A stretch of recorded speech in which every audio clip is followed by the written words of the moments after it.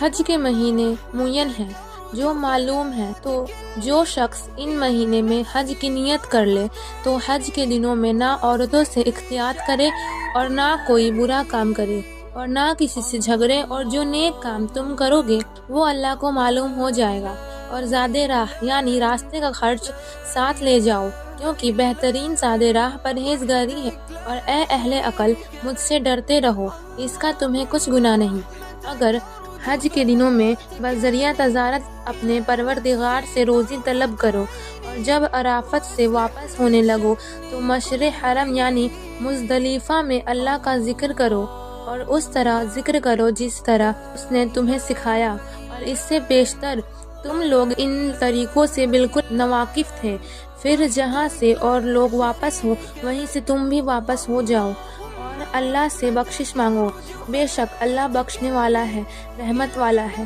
پھر جب حج کے تمام ارکان پورے کرو، اللہ کو یاد کرو جس طرح اپنے باپ دادا کو یاد کیا کرتے تھے،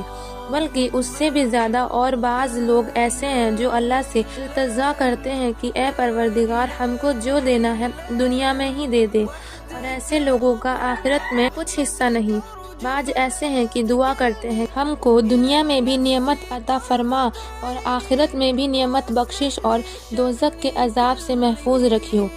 یہی لوگ ہیں جن کے لیے ان کے کاموں کا حساب یعنی اجر نیک تیار ہے، اور اللہ جلد حساب کرنے والا ہے۔ اور قیام منہ کے دنوں میں جو گنتی کے دن ہیں اللہ کو یاد کرو، اگر کوئی جلدی کرے اور 2 ہی دن میں چل دے اس پر بھی کچھ گناہ نہیں، اور جو بعد تک ٹھہرا رہے اس پر بھی کچھ گناہ نہیں۔ یہ بات اس شخص کے لیے ہے جو اللہ سے ڈرے، اور تم لوگ اللہ سے ڈرتے رہو اور جان رکھو کہ تم سب اس کے پاس جمع کیے جاؤ گے۔